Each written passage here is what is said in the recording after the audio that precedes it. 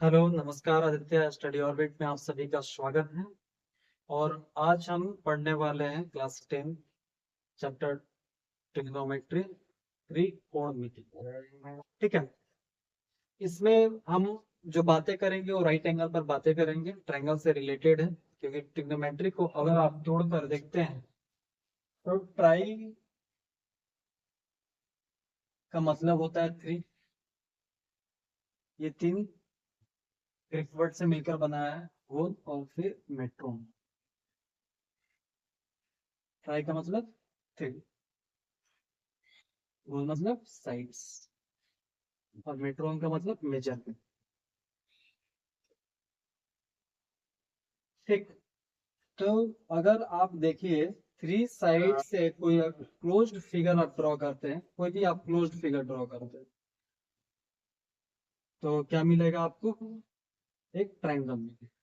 क्या मिलेगा? एक ट्रायंगल। और जहां तक ट्रिग्नोमेट्री की बात है तो सबसे पहले हम उस ट्रायंगल को, कोई भी अगर आपके पास ट्रायंगल दिया है तो उसको राइट एंगल या तो कंस्ट्रक्ट कर लेंगे या राइट एंगल पर ही ये काम करेंगे। ठीक है। अब इसमें होता क्या है देखिए, यानी दूसरे शब्दों में आप बोल सकते हैं जो ट्रिग्नोमेट्री है वो क्या है? ये स्टडी है किसका, या फिर रिलेशन बताता है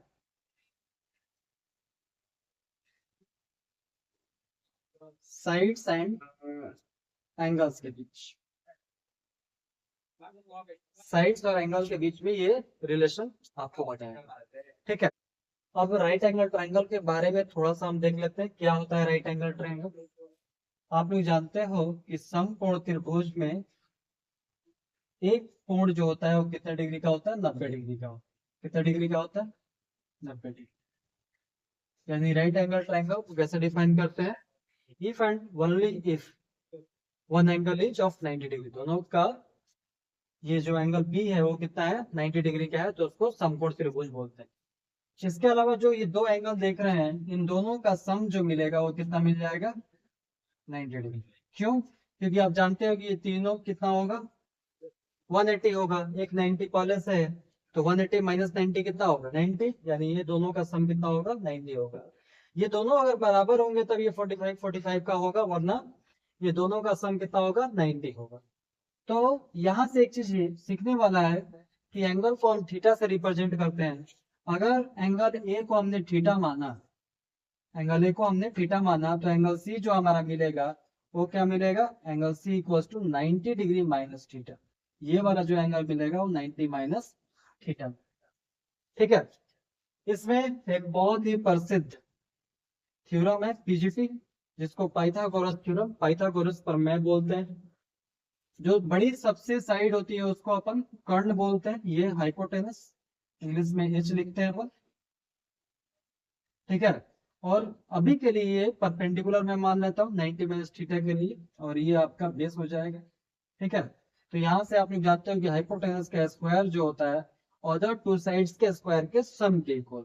तो H square equal to P square plus of P S. ठीक है। क्या ये बात क्लियर है? यहाँ तक हमें समझ में आ गया?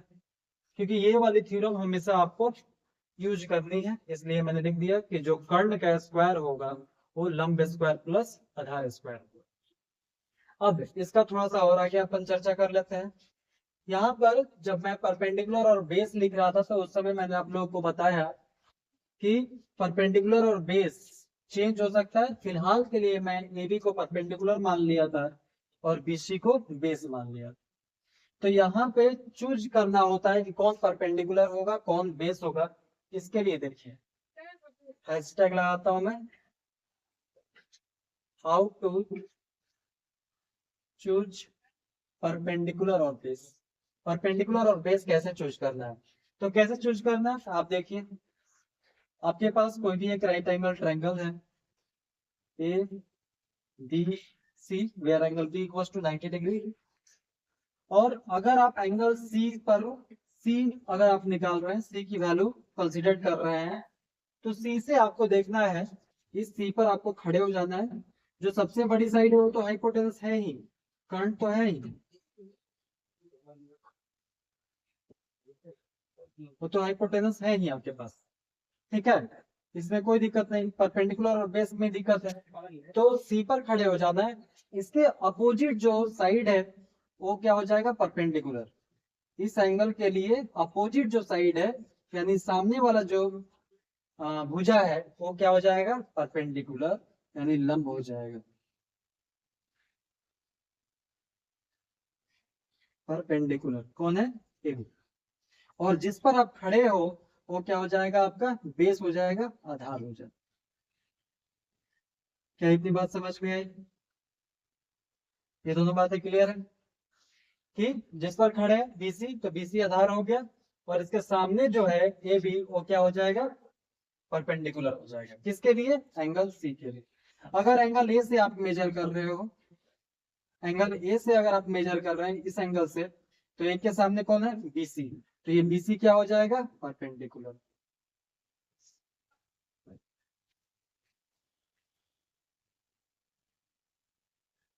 जिसको अपन लंब बोल रहे हैं। और ए पर खड़े हैं आप, क्योंकि एसी तो आपका क्या है, कर्णड है, हाइपोटेनस है, तो जिस पर आप खड़े हो आपका क्या हो जाएगा, बेस हो जाएगा, तो ये भी आपका क्या हो गया, बेस हो गया, जिसको आप लोग आधार बोल, ठीक। तो ऐसे आपको चूज करना है, सी पर खड़े, सी के सामने वाला परपेंडिकुलर, और जिस पर खड़े हैं ये बीसी आपका बेस हो जाएगा, इस पर आप खड़े हैं, सामने वाला क्या हो जाएगा, परपेंडिकुलर, और जिस पर आप खड़े हो क्या हो जाएगा, बेस हो जाएगा। अब इसमें आप देखिएगा आपके पास कितने साइड्स हैं, ए बी है, बी सी है, और सी ए है, चाहे सी आप लिख सकते हैं।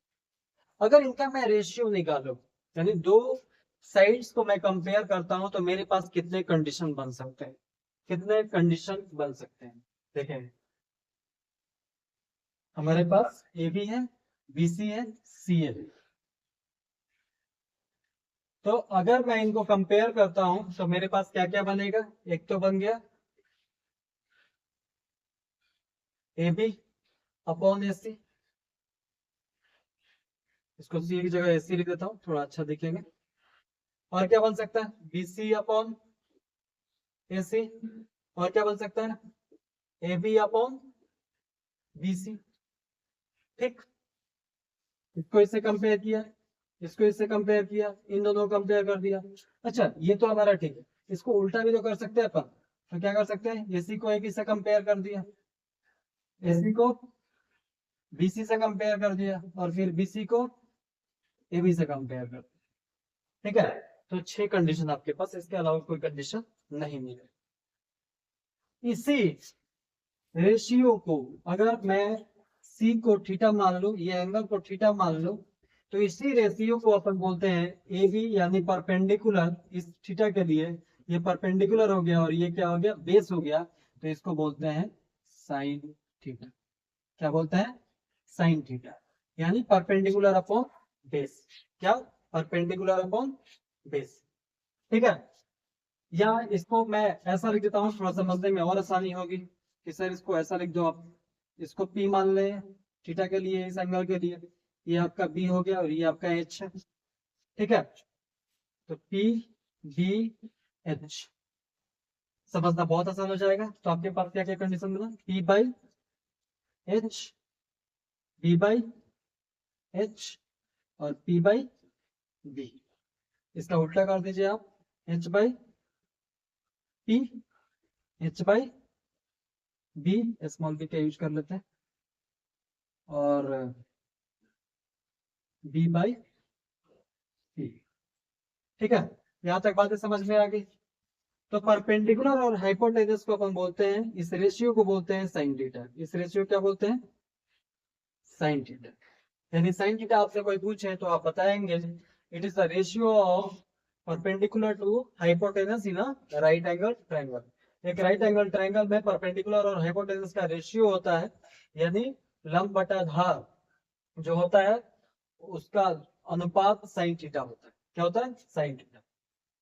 बेस अपॉन हाइपोटेनस अगर आ गया तो इसको अपन क्या बोलते हैं, कॉस थीटा। क्या बोलेंगे, cos theta. Perpendicular upon base आ गया तो इसको बोलते हैं tan थीटा। और ये उल्टा हो गया, हाइपोटेनस अपॉन परपेंडिकुलर यानी साइन का उल्टा, तो इसको बोलते हैं कॉसेक थीटा। क्या बोलते हैं, कॉसेक थीटा। और ये क्या हो जाएगा, सेक थीटा, और इसका नाम है कॉट। कितनी बातें समझ में आ गई।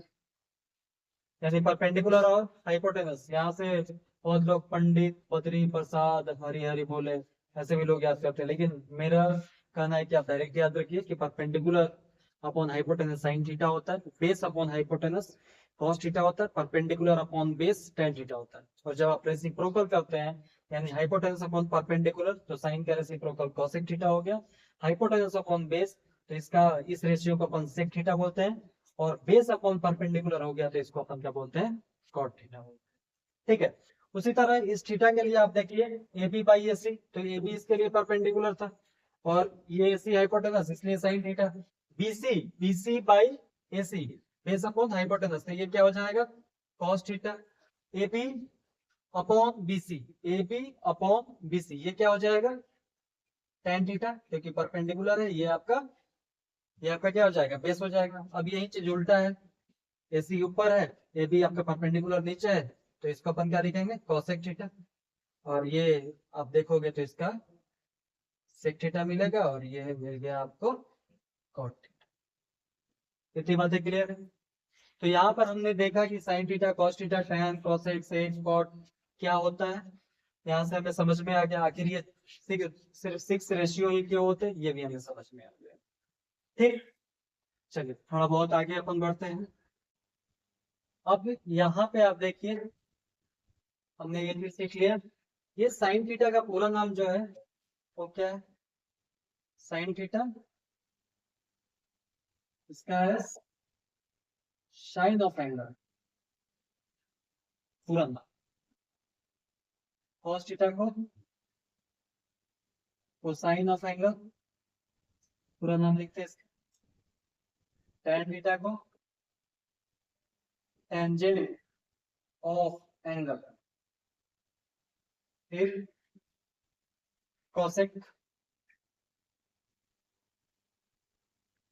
को सेकंड ऑफ एंगल, सेक को सेकंड ऑफ एंगल, और लास्ट बचा आपका कॉट थीटा को टेंजेंट ऑफ एंगल। ये पूरा, ठीक है। एक चीज समझने वाली बात है कि इसमें आप लोग देख रहे होंगे कि जैसे कहीं पर साइन थीटा लिखा हुआ है, इसका मतलब ये नहीं है कि ये साइन और प्रोडक्ट है थीटा का, यानी साइन और थीटा का मल्टीप्लिकेशन है, बिल्कुल ये नहीं है। अगर आप थीटा को हटा देते हैं तो साइन का कोई मतलब निकल नहीं रहा, ठीक है। अगर साइन को आप हटा देते हैं तो सिर्फ एंगल आपको मिलेगा, तो इस बात को ध्यान रखिएगा, ये वैलिड नहीं है। साइन थीटा साइन और थीटा का गुणनफल नहीं है, प्रोडक्ट नहीं है, it is not product of sine and theta. ठीक है, एक प्रश्न भी है आपका कि कॉस थीटा, कॉस और थीटा का गुणनफल है, तो ये क्या हो जाएगा, आंसर आपका होगा नो। ठीक है, तो यहाँ तक हमने ये बात समझा। आज कुछ बेसिक हमने देखा, थोड़ा सा रूबरू हुए कि ये साइन कॉस टेन सिर्फ सिक्स क्यों होते हैं, उसके बाद ये है क्या, और ये राइट एंगल ट्रायंगल पर कैसे काम करते हैं, और इसमें हमने ये भी सीखा कि परपेंडिकुलर और हाइपोटेनस और बेस कैसे पहचाने। ठीक है, तो आगे अपन अगली क्लास में कंटिन्यू करें। Okay, thank you.